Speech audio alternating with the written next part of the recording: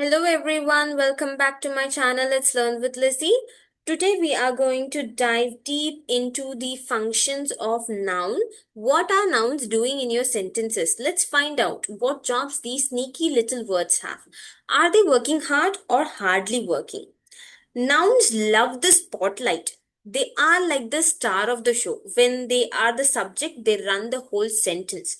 For example, the moonlight danced on the lake. Here, the moonlight is the subject because it is the main character of the sentence. Silence filled the deserted hallway. Here, we are talking about the silence. It has filled the hallway. The crowd cheered as the curtains rose. In this sentence, we are talking about the crowd, so it becomes the subject. They are not just nouns, they are the main characters of the sentence. When the action happens to them, they are the object. They get hit with verbs like a pie to the face. They are the receivers of the action. She unfolded the letter with trembling hands. First, identify the subject. She is the subject. Unfolded is the verb. What she unfolded, the receiver, the letter is the object. In the next sentence, they built a tree house by the river. They is the subject. Built is the verb. What they built, a tree house, the receiver of the verb, object. In the final sentence, he painted the sky with shades of violet. He is the subject. Painted is the verb. What he painted, the sky, is the object of the verb. The third function of noun is it acts as the object of a preposition. Where prepositions are like location scouts. They drag nouns into sentences like come with me, we are going under the couch. Usually you have to just remember that it follows a preposition. So first thing you have to identify the preposition. Automatically you can identify the object of a preposition. Let's decode the sentences. The diary was hidden under the floorboards. Diary is the subject. Was hidden is the verb. Under the floorboard, under is my preposition. So of course floorboard becomes the object of preposition. In the next sentence, a shadow moved across the ceiling. Shadow, moved verb, across preposition. So the ceiling becomes my object of preposition. She leaned against the fence watching the sunset. Against is the preposition. So the fence becomes the object of preposition. I hope this is very clear to you all. If you have any doubt, kindly put it in the comment section. Object of preposition is equal to chill background noun, but essential. Very, very essential. Now let's move on to noun as a subject complement. The mirror reflection. Ever looked in a mirror and said, yes, I am awesome? That's a subject complement. So here, the subject complement renames or describes the subject after a linking verb. That is very, very important. The linking verb is like the keyword for you. Here in the example, let's decode it. Her voice was a soft melody in the dark.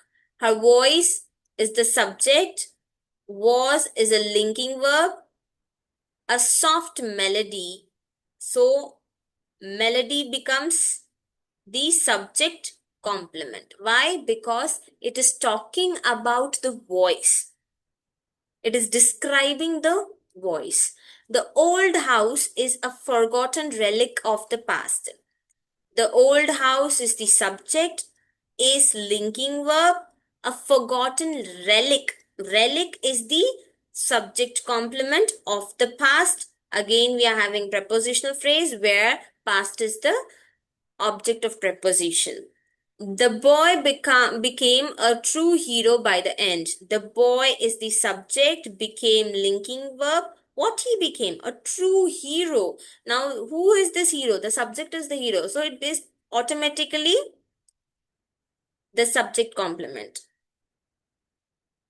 Then, the noun can also act as object complement. where it renames or gives more information or detail about the object. It's very simple. Subject complement describes the subject, whereas object complement describes the object. Complement is nothing but describing the word.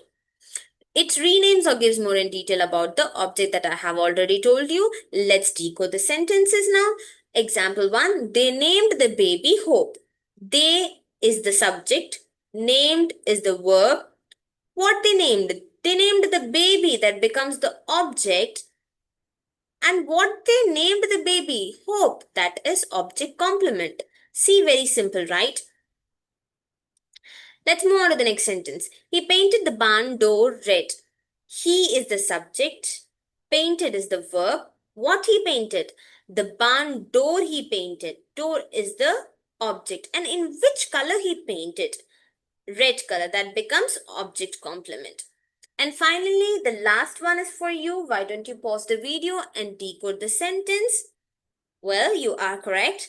The villagers, subject, elected, verb, whom they elected, Mira, is the object, as what they elected, the chief, object complement. I hope it is very clear to you all. Well, that's great. Now, nouns can also work as appositives. That is, they are the nosy neighbors of grammar. They show up and say, hey, let me tell you more about the noun over there. They are like the gossip mongers. Here, noun or phrases renaming another noun is called appositive. Very simple. It is coming in the form of a title or any phrase given to a person or any kind of name given to a person. For example, Eleanor, the youngest daughter, had a wild imagination. Eleanor is the noun and the youngest daughter is the appositive. The book is the noun and a bestseller book is the appositive. My uncle an explorer. My uncle is the noun and an explorer is the appositive. I hope it's very crystal clear for you all. Then the final function of the noun is it acts as a direct address. This noun isn't doing anything except getting called out. It's the one you're talking to. So names of the person being spoken to. Asha, tell us another story. Here Asha is direct address. Now please don't get confused between subject and direct address. Why? Because let me give you one small example. Asha is telling us a story. In this sentence, Asha is a subject, not a direct address. But here in this sentence, it is in the form of a dialogue where I am telling Asha to tell us a story. Asha, tell us another story. Please be quiet, children. Here, children is the direct address because we are talking to the children. We are addressing to the children. Professor, is this the right passage? Professor is the direct address. I hope the concept is very clear to you all. So, there you have it. 7 undercover missions that nouns take on in your sentences. Whether they are the star, the sidekick, or the one being yelled at, nouns are everywhere. So, I have given a small mind map covering overall function of noun. You can pause the video and take a screenshot or you can write it in your notebook for future references.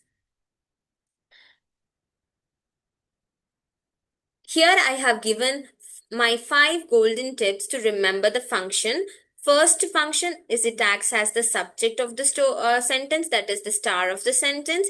Next, object, the receiver, object of a preposition, the location target, subject and object complement which renames the subject and the object, apostrophe that acts as the bonus information bubble.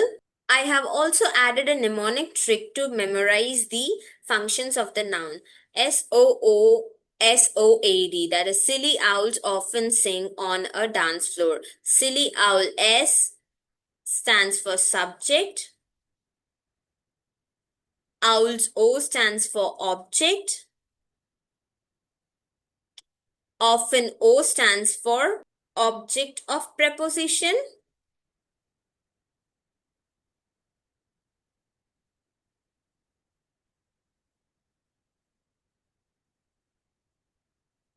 Sing. S stands for subject complement.